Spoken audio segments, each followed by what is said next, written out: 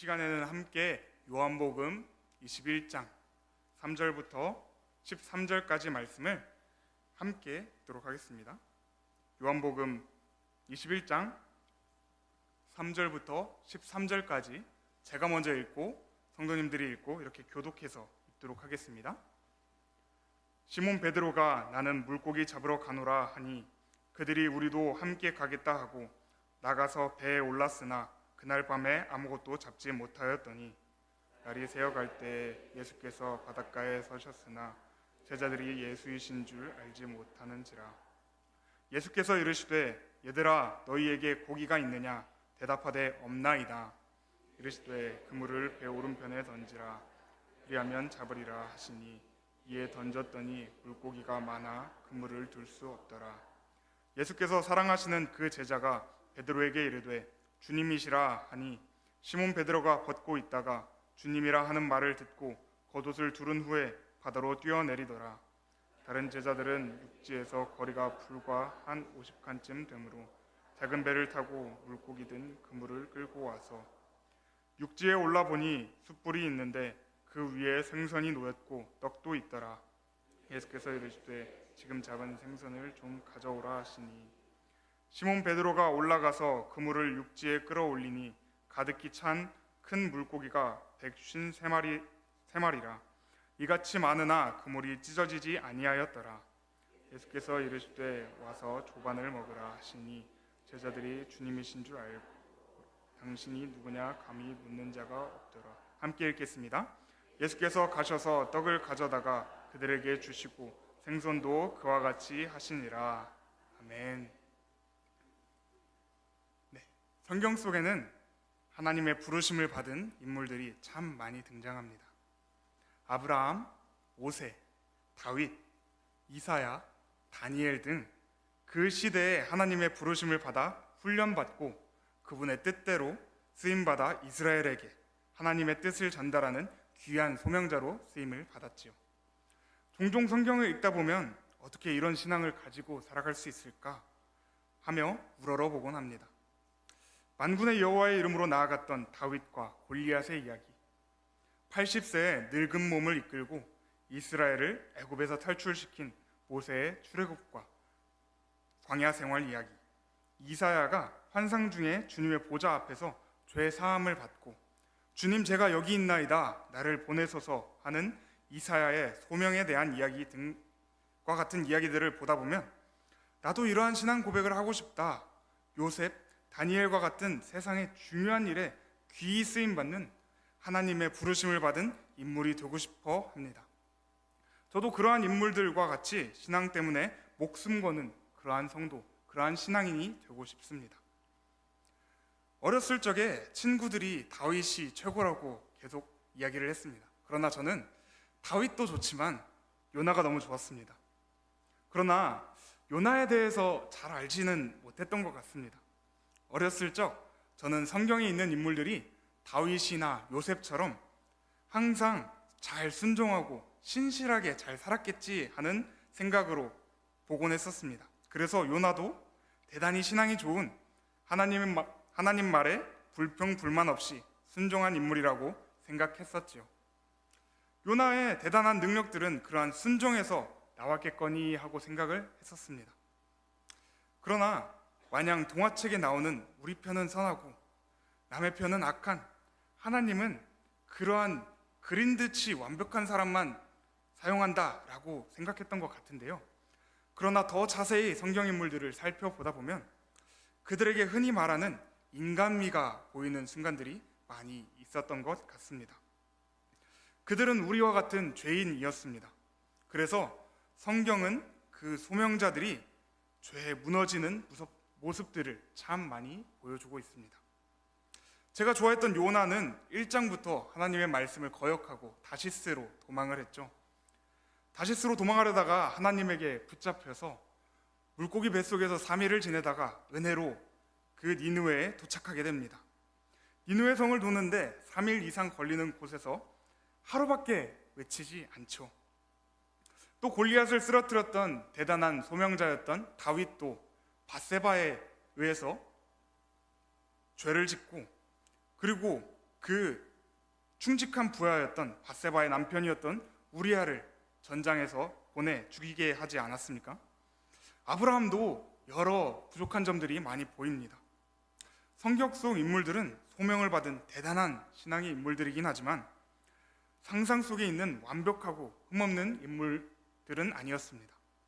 그들은 실제로 하나님의 인도하심을 받았던 실존 인물들이었고 흠없다기보단 은혜가 필요한 우리와 같은 죄인이었다는 것을 꼭 기억해야 합니다. 그래야 그들을 부르시고 함께 하셔서 신앙의 승리로 기록되게 하셨던 그 하나님이 우리를 부르시고 우리를 구원하시며 우리와 지금도 함께 하시고 계시는 우리의 하나님과 동일한 하나님이라는 것을 믿을 수 있기 때문입니다. 오늘 함께 볼 말씀 속 베드로도 그러한 인간미가 많이 보이는 인물입니다. 복음서는 각각의 시각을 가지고 베드로라는 인물을 상세히 그려주고 있습니다. 이 베드로의 모습을 바라보면서 베드로를 부르신 하나님이 우리를 부르시고 베드로를 구원하신 하나님이 우리를 구원하시고 베드로를 회복시키신 하나님이 그리고 함께 하신 하나님이 우리도 회복시키시고 함께 하시고 계시다는 사실을 믿으시며 이 말씀을 들으실 수 있기를 바랍니다. 오늘 본문이 쓰인 요한복음에서는 베드로를 소명으로 시작해서 소명으로 끝나는 주님의 부르심을 받은 대표적인 인물로 그리고 있습니다. 베드로의 일생을 살펴보면 그가 얼마나 이 소명에 충실했는지를 보여주고 있죠. 베드로의 소명은 요한복음 1장에서부터 시작됩니다. 주님께서는 베드로를 보시고 베드로를 부르십니다. 요한의 아들 시몬아 하시며 그 이름을 요한의 아들 시몬에서 게바, 즉 베드로로 바꿔 불러주시고 제자로 부르셨습니다. 그의 부르심을 받은 베드로의 인생은 바뀌기 시작합니다. 한낱 어부의 인생으로 살면서 하루하루를 먹기 위해서 살아갔던 그러한 인생이 이제는 그리스도를 따라가는 그리스도의 제자된 인생으로 그리스도가 세상을 회복시키시니 그를 따라 함께 세상을 회복시키는 소명자의 인생으로 바뀌게 되었습니다. 사랑하는 성도 여러분, 주님께서 우리를 부르시는 이유는 다른 여러 가지 이유가 있겠지만 먼저는 우리의 인생을 그저 그런 인생에서 하나님과 함께하는 인생으로 바꾸어 주시기 위함입니다. 어부였던 베드로를 그리스도의 제자로 바꾸어 주신 주님이 우리를 부르시어서 세상에 속하였던 우리를 하나님의 자녀로 하나님의 백성으로 바꾸어 주셨습니다. 우리는 그 하나님의 부르심으로 인하여서 하나님의 백성으로 살게 되었습니다.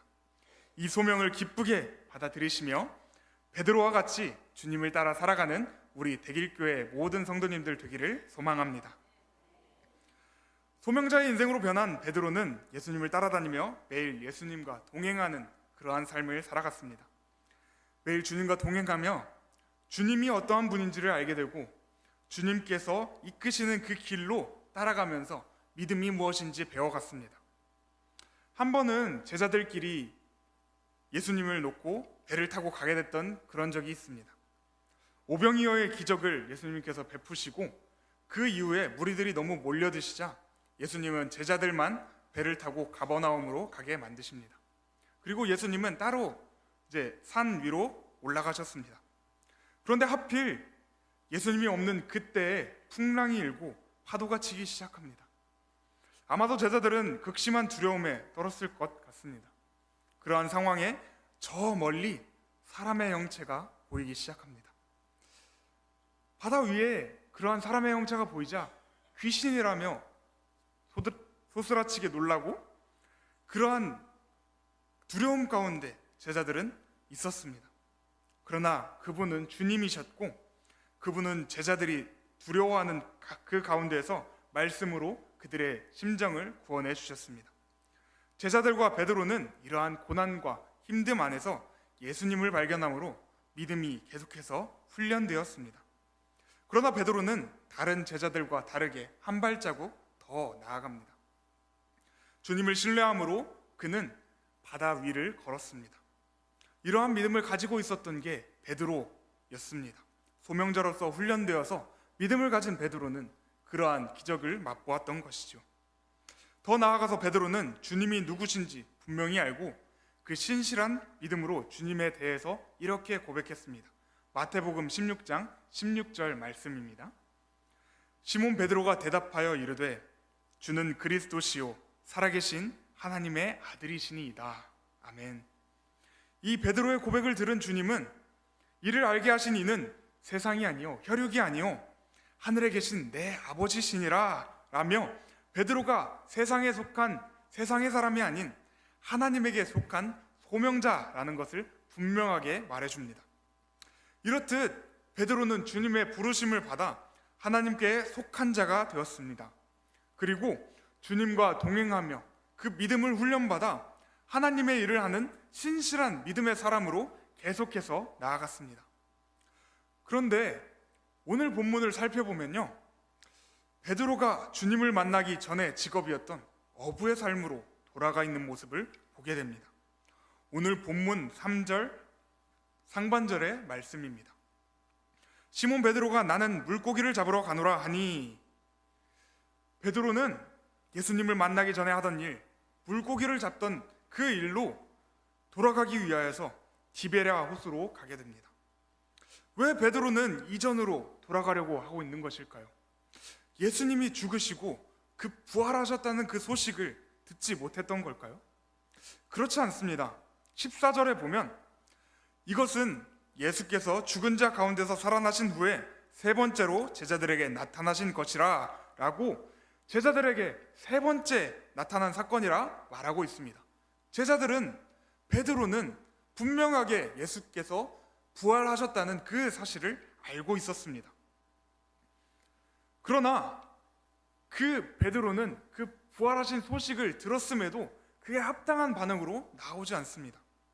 이 부활의 소식을 들은 부름받은 제자였더라면 그 부활의 소식에 기뻐서 세상의 예수에 대해, 복음에 대해 예수님이 그동안 가르쳤던 모든 말씀이 사실이라는 그 사실을 증거하고 증언하며 살아갔어야 하는 게 마땅한 반응이었습니다. 그러나 베드로는 그러기는커녕 예수님이 죽으시고 부활하신 곳에서 멀리 떨어진 디베랴 호수에서 물고기 잡는 일을 하고 있었던 것입니다. 이곳은 예루살렘으로부터 약 130km 떨어진 곳이라고 합니다.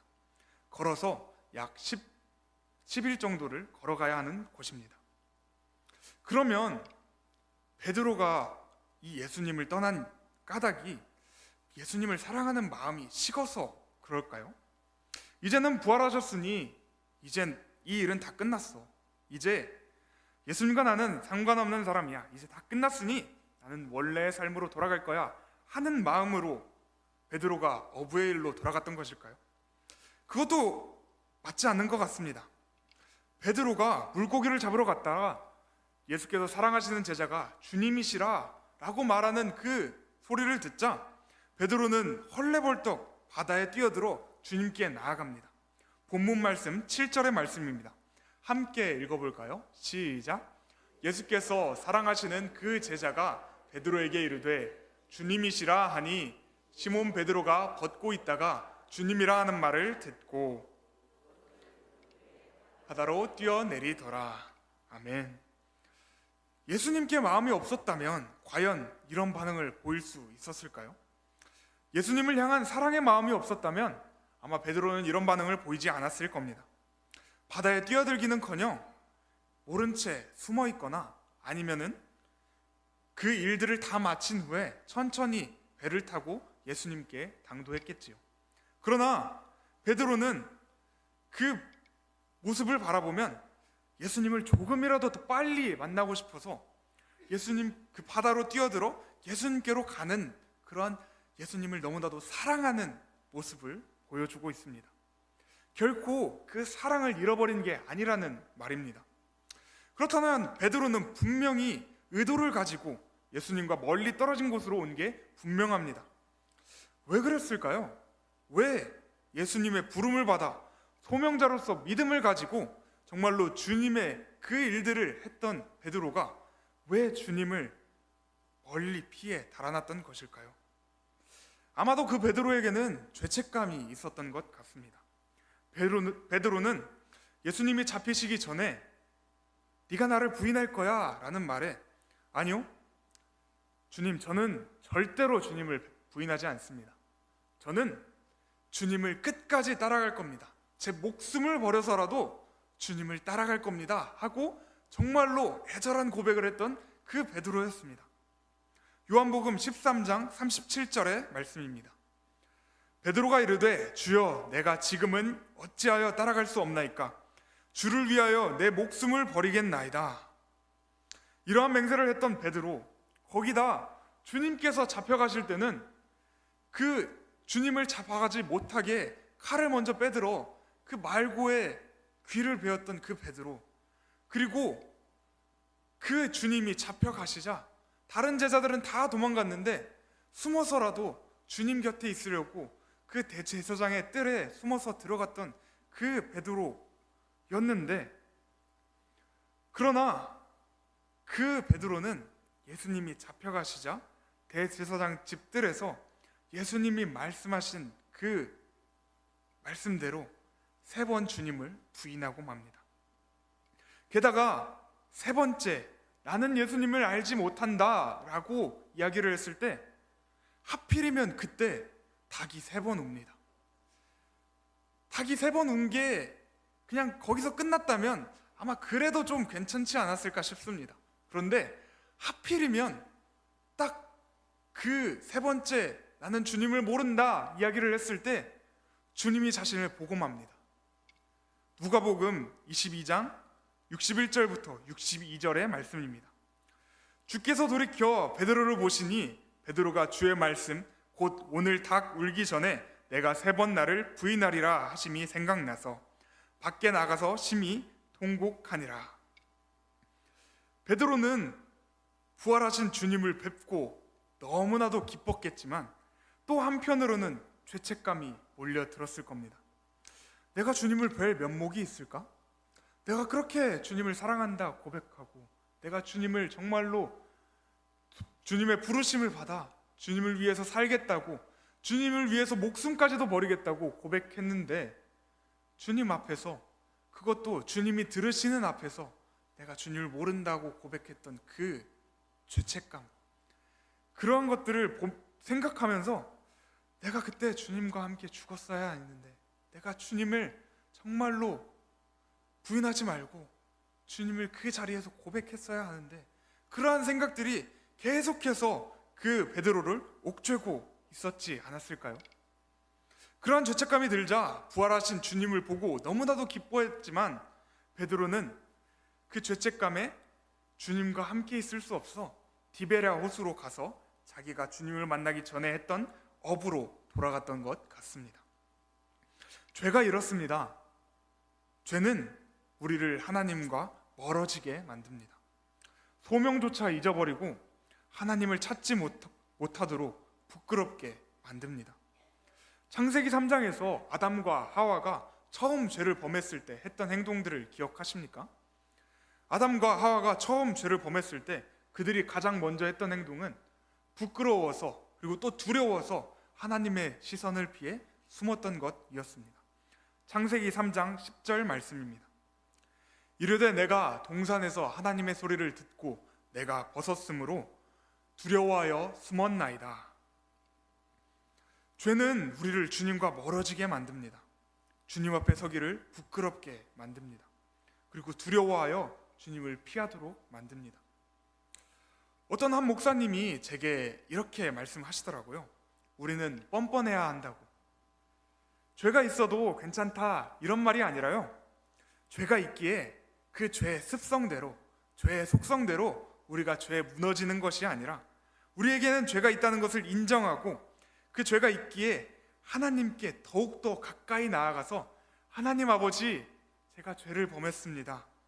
하나님, 뻔뻔하지만 용서해 주세요.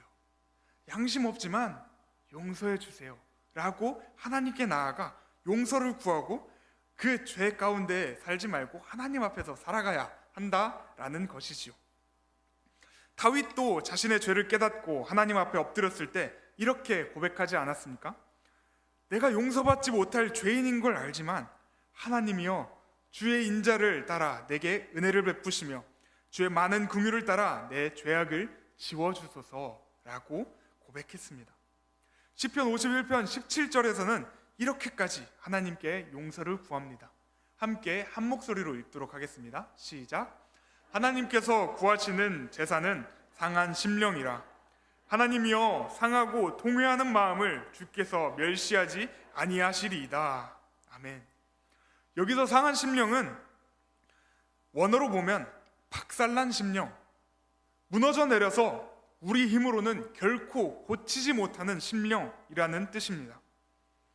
다윗의 이 자신의 죄악을 하나님께 고하며 했던 말은, 주님, 내가 주님께 용서받지 못할 죄를 범했지만 주님께 고백하오니 주님의 인자와 자비로 저를 용서하여 주시고 저의 힘으로는 벗어날 수 없는 이 죄악의 굴레에서 저를 회복시켜 주시고 고쳐 주시고 주님 앞에 설 수 있도록 주님 저를 용서해 주십시오.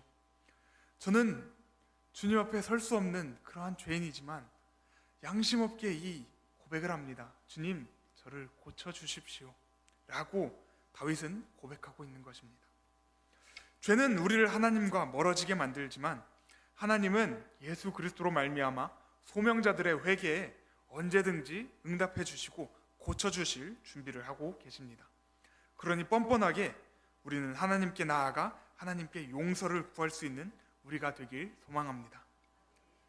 다시 베드로의 이야기로 돌아와 보면, 베드로는 소명자임에도 불구하고 죄로 인해 소명을 잊고 주님을 멀리 피해 달아났습니다. 그러고는 자신이 주님을 만나기 전에 했던 그 어부의 삶을 영위하고 있었던 것이죠. 그런데 오랜만에 그 어부의 일을 해봐서 그런 걸까요? 밤이 새도록 어부의 일을, 그 물고기를 잡는 일을 했는데 물고기가 한 마리도 잡히질 않습니다. 밤새 한 마리도 못 잡는 건 조금 이상합니다. 그러던 중 바닷가에서 누군가 자신을 부릅니다. 얘들아, 너희에게 고기가 있느냐?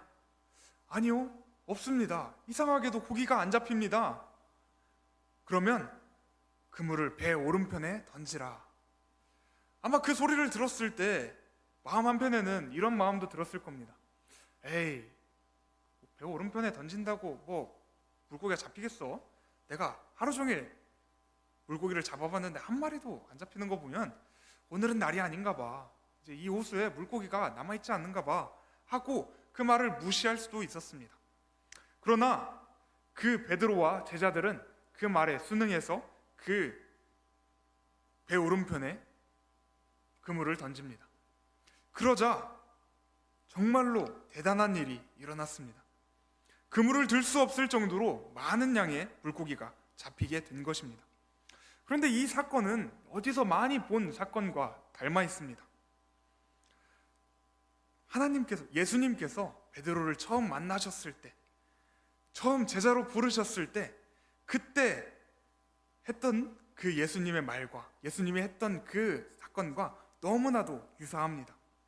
예수님이 베드로를 찾아오셔서 베드로를 부르시고 소명자로서 인생을 바꿔주셨던 그 때를 재현하고 있는 것입니다.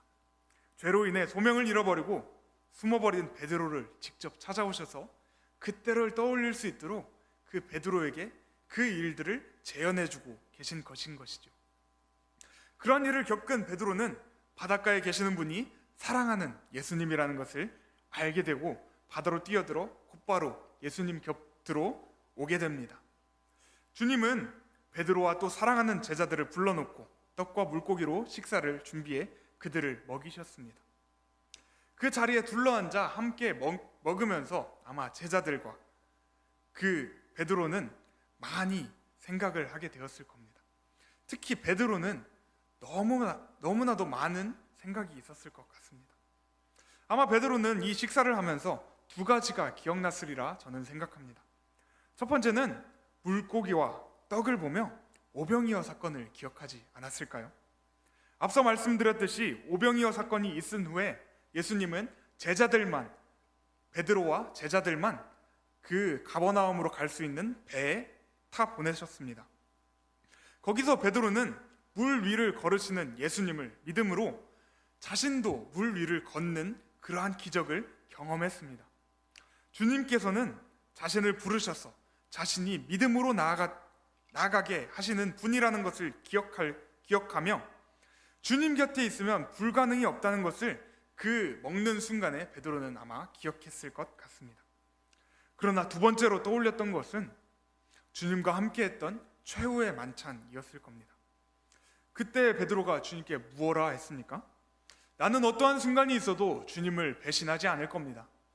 나는 주님이 어디를 가시든 따라갈 겁니다. 내 목숨까지도 바치겠습니다 라고 베드로가 고백했던 그 순간이었습니다. 아마 베드로가 그 순간을 떠올리면서 내가 주님과 했던 맹세를 지키지 못했고 부인했을 때 예수님과 눈이 마주쳐버린 그때를 기억하면서 죄책감에 좀 더 시달리지 않았을까 생각됩니다. 아마도 베드로는 그 자리가 너무나도 불편한 자리였을 겁니다. 사랑하는 주님과 함께 있는 자리이지만 그러나 그 죄책감에 그 자리를 한시라도 빨리 뛰쳐나가고 싶지 않았을까요? 이를 떠올리시게 하는 주님과 함께하며 안절부절 못했을 게 눈에 훤합니다. 무언가 잘못했는데 혼내지도 않고 그냥 묵묵하게 옆에서 식사하시는 주님을 바라보면서 너무나도 두려웠을 것 같습니다. 뭔가 잘못했는데 혼내지도 않고 나에게 뭐라 하지도 않고 그냥 묵묵히 옆에서 바라보고 있으면 너무 무서울 것 같아요. 그렇지 않습니까?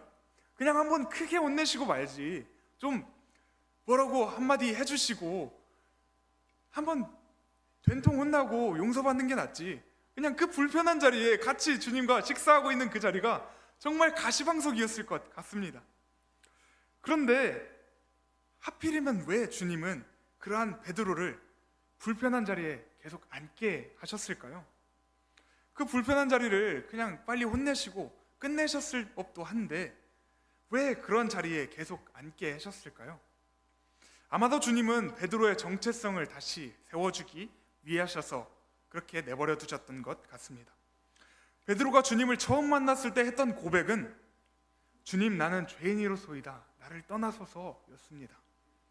누가복음 5장 8절의 말씀입니다. 시몬 베드로가 이를 보고 예수의 무릎 아래에 엎드려 이르되 주여, 나를 떠나소서, 나는 죄인이로소이다 하니, 주님은 베드로가 자신이 처음 고백했던 그 말을 기억하고 그럼에도 불구하고 주님께서는 자신을 불러주셨다는 것을 깨닫게 하기를 원하셨던 것 같습니다. 밥이 입으로 들어가는지 코로 들어가는지도 모른 채 식사 시간이 다 끝나고 예수님께서는 베드로를 부르십니다. 요한의 아들 시몬아 라고 부르십니다. 왜 베드로라고 부르지 않고 처음 주님을 만나기 전의 이름이었던 요한의 아들 시몬아 라고 부르시는 걸까요? 아마도 예수님은 이 요한의 아들 시몬아 라는 이 말을 통해서 베드로야, 너는 소명자야. 내가 예전에 너를 불러서 게바로 부르지 않았니? 내가 너를 반석이라고 베드로라 부르지 않았니? 라고 했던 그 말들을 떠올리게 하시려는 것이었던 것 같습니다. 이 요한의 아들 시몬아 라는 말은 요한복음 1장과 요한복음 마지막 장인 21장에만 나타납니다. 베드로야, 너는 처음부터 끝까지 내가 너를 부른 하나님의 부르심을 받은 소명자야. 너는 그 소명을 따라 살아가야 돼 라고 주님께서는 그것을 상기시켜 주고 계신 것입니다. 그러고는 베드로에게 3번 이렇게 물으십니다. 베드로야, 네가 나를 사랑하느냐? 네가 정말로 나를 사랑하느냐? 네가 나를 사랑하느냐? 라고 3번 부르십니다. 베드로의 가장 큰 죄책감은 무엇이었습니까? 자신이 주님을 3번 부인한 것 아니었습니까? 나는 주님 곁에 있을 자격이 없다고 소명을 잊고 주님을 피해 숨어있던 그 베드로에게 주님은 직접 다가오셔서 3번 물으시는 것입니다. 베드로야, 너가 나를 3번 부인했지? 그런데 그게 너의 마음이 아니었을 줄 안다. 네가 나를 사랑하느냐? 라고요. 주님은 베드로의 모든 것을 아시고 베드로에게 다가오셔서 베드로를 회복시켜 주신 것입니다. 베드로의 속마음이 죄책감으로 가득 차 있다는 것을 아시고 직접 오셔서 그 소명을 일깨워 주시고 그 마음 가운데 있는 죄책감을 그 죄악들을 다 씻어 주신 것입니다. 그리고 다시 한번 그 베드로의 사랑의 고백을 들으시고 다시 한번 사명을 베드로에게 부어 주십니다. 내 양을 먹이라, 내 양을 치라, 내 양을 먹이라. 주님이 베드로를 처음 부르셨을 때 그때 주셨던 그 사명, 내가 사람을 낚는 어부가 되리라 하셨던 그 사명을 다시 한번 떠올리게 하시고 회복시켜 주신 것입니다. 사랑하는 대길교회 성도 여러분, 주님을 사랑하십니까? 정말로 주님을 사랑하십니까? 그렇게 이 자리에 모여서 우리가 함께 예배드리고 또 각자의 삶에서 각자의 사명을 감당하고 있는 줄을 믿습니다. 그러나 그보다 먼저인 것은 주님께서 우리를 사랑하셨다는 것입니다. 그리고 주님께서 사랑하시어서 우리를 부르셨다는 그 사실입니다. 하나님께서는 당신이 만든 세상을 사랑하셔서 이 땅에 예수 그리스도를 보내셨고 그를 믿는 자마다 멸망하지 않고 구원해 주신다라고 약속해 주셨습니다. 그리고 이를 믿는 자들은 이 사실을, 이 복음이라는 그 주님의 구원 소식을 전파해야 할 의무를 가집니다. 그러나 그렇게 나아가기 위해서는 하나님은 먼저 우리를 부르시고 만나 주시고 절망 가운데 있는 우리의 모든 것을 아시고 회복시켜 주십니다. 소명자는 이러한 주님의 회복을 통해 다시 일어납니다. 그리고 회복을 받아봤기에 그 사랑으로 세상을 회복시킬 수 있는 것입니다. 그 사랑을 전함으로 세상을 회복시키는 것입니다. 사랑하는 대길교회 성도 여러분, 주님의 그 부르심, 그 회복시켜 주심을 우리가 받고 그 예배함 가운데 정말로 말씀 가운데 받고 그 말씀을 가지고 그 사랑을 가지고 세상 가운데 그 사랑을 전할 수 있는 전달자들이 되길 소망합니다. 그러한 소명을 가지고 살아낼 수 있길 바랍니다. 이 사랑을 받고 주님을 다시 따르게 된 베드로는 성령의 충만을 받아 끝까지 주님을 증거하는 삶을 살았습니다. 삶으로, 행동으로, 말로 보여지는 모든 것을 통해서, 그리고 또 보여지지 않더라도 골방에서 기도하고 주님과 교제함을 통해서 하나님을 전하고 주님이 원하시는 바를 따르고자 애를 쓰며 살아갔습니다. 자신이 있는 모든 자리에서 예수 그리스도를 전하려 애쓰며 살아갔습니다. 그것이 세상을 사랑하는 가장 유일한 방법이고 그리고 가장 존귀한 방법인 것을 베드로는 알았기 때문입니다. 이게 소명자의 삶인 것 같습니다. 어디에 있든 어떤 순간이든 보이든 보이지 않든 삶으로 주님을 보이고 나를 부르신 주님을 따라가는 삶, 주님으로 말미암아 주변이 회복되고 세상이 회복되도록 전하고 증거하고 삶의 예배로 나아가는 삶, 이러한 소명자의 삶이 우리 모두에게 발견되기를 소망합니다. 죄가 있어 하나님 앞에 나아오지 못하는 분들이 계시거든 하나님께 뻔뻔하게 용서를 구할 수 있기를 바라고, 또 용서를 받았기에 그것을 세상에 보이고 자랑하고 즐거워할 수 있는 우리 모두가 되기를 소망합니다.